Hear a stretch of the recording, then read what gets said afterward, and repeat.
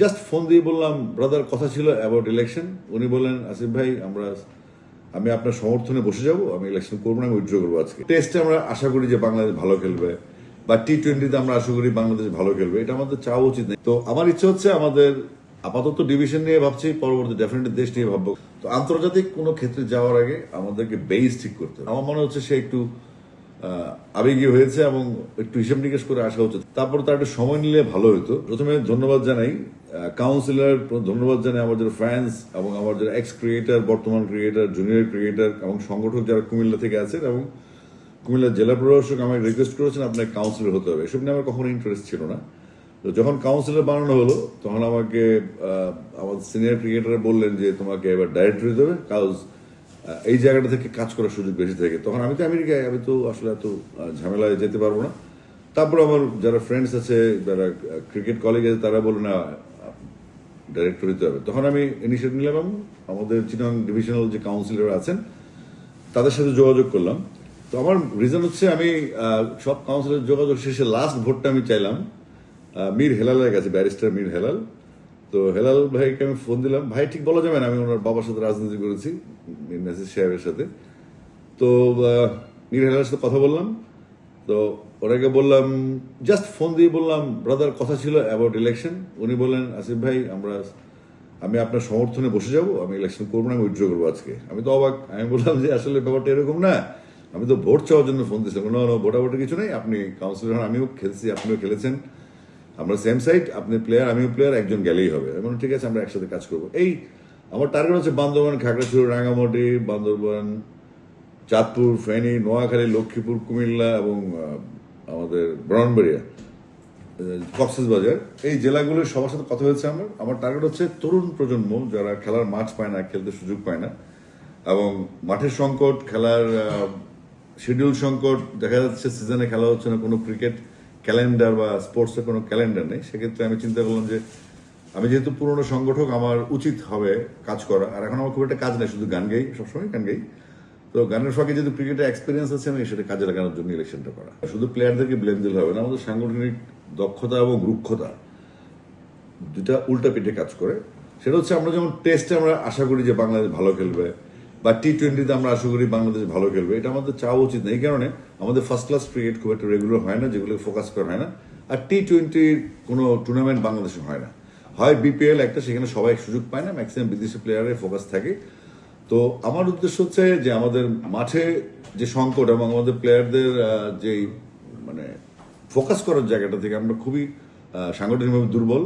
এবং প্রত্যেকটা জেলাতে আমরা দেখি অ্যাফিলিয়েটেড টিম থাকে যারা ইনফ্যাক্ট নতুন সংগঠক তৈরি করতে দেয় না, নতুন প্লেয়ার তৈরি করতে দেয় না, নতুন কোচেস তৈরি করতে দেয় না। তো এই সমস্ত প্রতিকূলতা আমার চোখে দেখে আমি গতবার টিম করেছি আমাদের কুমিল্লা সুপারস্টার্স, অন্য নামে করতে হয়েছে, এখন তো ফ্রি। তো আমার ইচ্ছে হচ্ছে আমাদের আপাতত ডিভিশন নিয়ে ভাবছি, পরবর্তী ডেফিনেটলি দেশ নিয়ে ভাববো। কারণ দেশ তো আমারই, আমি আসলে ওটা জানতাম না। তাই আমার সাথে ঘনিষ্ঠ বলতে কি, ওকে ওর ফ্যামিলির সাথে ঘনিষ্ঠ হবে। ওর চাচারা আমার সাথের কলিগ, বিশেষ করে আফজাল ওর চাচা, আমার বন্ধু, আমরা একসাথে খেলতাম চিটাগং লিগে। আর তামিম ইকবালকে আমি খুব একটা পাই না, but as dashing opener Bangladesh asset হিসেবে আমি চাচ্ছিলাম যে সে আসুক। বাট আমার মনে হচ্ছে সে একটু আবেগী হয়েছে এবং একটু হিসাব নিকেশ করে আসা উচিত। কারণ আমাদের এই জায়গাটাতে তামিম ইকবাল মাত্র অবসর নিয়েছে মনে হয় না আমার।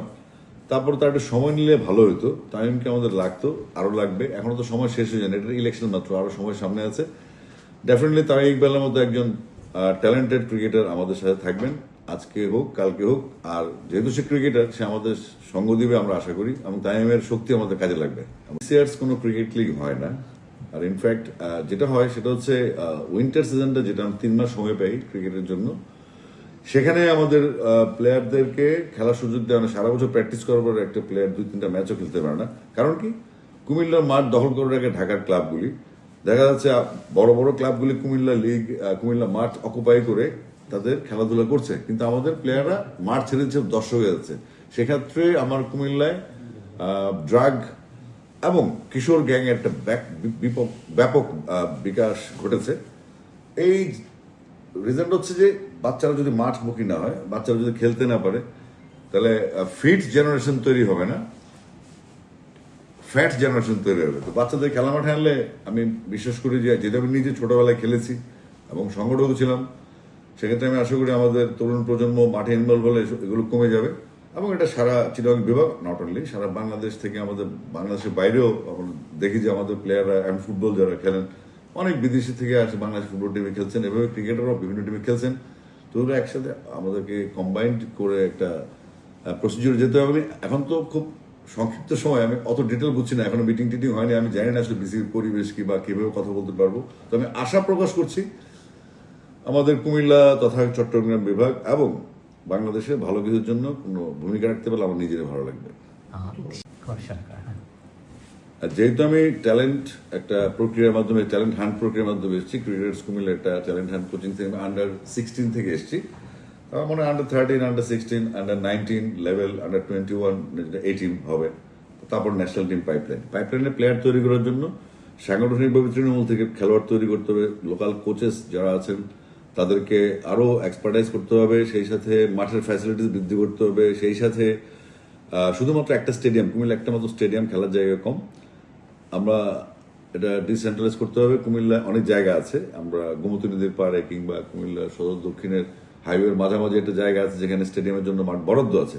তো আমরা চাইবো প্রচুর পরিমাণে ফ্যাসিলিটিস এবং ক্রিকেট প্রশিক্ষণের ব্যবস্থা করতে, যেটা আমাদের ভবিষ্যতে পাইপলাইনকে সমৃদ্ধ করবে। আপনি একটা ইতিহাস ঘাটলে দেখবেন সমস্ত স্বাধীনতার পরে কুমিল্লা ফুটবল, ক্রিকেট, হকিতে রানার্স ছিল, বাকি সব কিন্তু কুমিল্লা ফার্স্ট চ্যাম্পিয়ন স্বাধীনতার পরে। সেখান থেকে আমরা ঢাকার অত্যন্ত নিকটবর্তী একটা জেলা হয়ে আমরা অনেক পিছিয়ে আছি। অর্থাৎ এই মুহূর্তে বাংলাদেশের কোনো ন্যাশনাল সাইডে অনলি তায়েকন্দোতে, জুডোতে কুমিল্লার পারফরমেন্স আছে, অন্য আউটডোর গেমসগুলোতে আমাদের কোনো পারফরমেন্স নাই। তো সেক্ষেত্রে এটা হতাশাজনক। এই মাগুরা, পঞ্চগড়, সাতক্ষীরা থেকে যদি প্লেয়ার আসতে পারে, তাহলে ঢাকার উপকণ্ঠে থাকা কুমিল্লা থেকে প্লেয়ার কেন আসবে না? নিশ্চয়ই সাংগঠনিক দুর্বলতা, সেটা কাটিয়ে ওঠার চেষ্টা করবো। আর মহিলা ক্রিকেট যেটা বলছেন আপনি, সেটা খুব গুরুত্বপূর্ণ। আমাদের সামাজিক যে অবকাঠামো, মহিলা ক্রিকেট এবং মহিলাদের নিয়ে যে পশ্চাৎপদ ধারণা, সেখান থেকে বেড়ে আসতে হবে। মেয়েদেরকে তারা আমাদেরকে বেশি ফোকাস করছে, তাদের জন্য ফ্যাসিলিটিস বাড়াতে হবে, মেয়েদের ক্রিকেটের জন্য এলাকা বাড়াতে হবে, তাদেরকে হান্ট করতে হবে, তাদের জন্য প্রশিক্ষণ, ফুডিং, সবকিছু ব্যবস্থা আমরা আগে থেকে দেখে আসছি। আমি একটু জড়িত ছিলাম এখানে আগে থেকেই। তো আশা করছি আমাদের মহিলা ক্রিকেটটা যেভাবে ডেভেলপ করছে, তাদেরকে যদি নার্সিং করা হয় আরো ভালো হবে। আর এজ লেভেল ক্রিকেটটা খুব ইম্পর্টেন্ট আমাদের জন্য, যেটা আমাদের পাইপলাইনে প্লেয়ার দিবে। এবং আমরা আশা করি যে কে খেলবে দর্শক ভাবার আগে যেন আমাদের প্লেয়ার চলে আসে। গ্যালারি থেকে সিদ্ধান্ত হবে না, সিদ্ধান্ত হবে মাঠ থেকে, যেখানে আমাদের দেশকে তারা সার্ভিস দেবে। এটা তো বড় ব্যাপার। আমি তো মাত্র কাউন্সিলর থেকে ডাইরেক্টর হলাম, এখনো অত এক্সপিরিয়েন্স নেই। তবে আমাদের আইসিসি এসিসিতে আমি সৈয়দ আশরাফুল হক মনে আছে আমার, তিনি সাবের হোসেন চৌধুরী সাহেব, যিনি ক্রিকেটের জন্য অনেক কিছু করেছেন।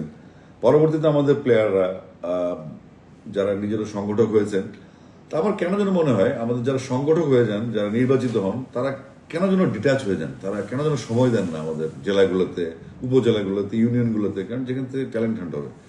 তো আন্তর্জাতিক কোনো ক্ষেত্রে যাওয়ার আগে আমাদেরকে বেস ঠিক করতে হবে। আমাদের কাজ হচ্ছে আমাদের বেস ঠিক করা এবং আমাদের মফস্বল থেকে প্লেয়ার তুলে আনা এবং প্লেয়ারদের ফ্যাসিলিটিস, গ্রাউন্ড ফ্যাসিলিটিস, পাশাপাশি একাডেমিক ফ্যাসিলিটিস এবং প্রশিক্ষণ, পাশাপাশি ফুডিং, নার্সিং, কোচিং, এই সমস্ত জিনিসগুলো আমি চেষ্টা করবো। এখন অনেক কথা বলছি, কতটুকু পারবো আমি জানি না, আমি চেষ্টা করবো ডেফিনেটলি।